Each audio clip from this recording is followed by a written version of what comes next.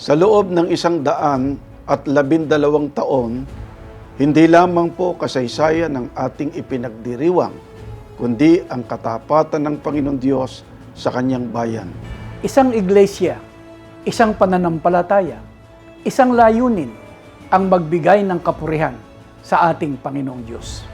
Mula po sa bawat sambahayan na patuloy na itinataguyod ang pananampalataya at paglilingkod sa ating Panginoong Diyos. Mula po sa lahat ng mga may tungkulin, sa bawat lukan na masigla pong tumutupad ng kanilang banal na tungkulin.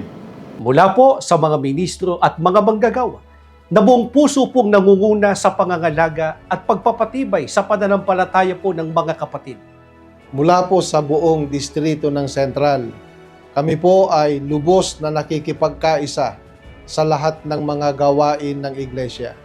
Iisa ang aming pananampalataya, iisa ang aming layunin, iisa ang aming tinig.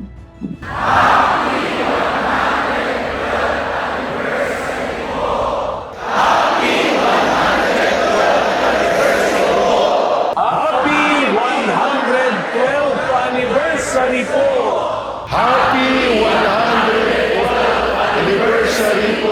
Happy 112 anniversary po sa lahat ng mga kapatid sa buong mundo.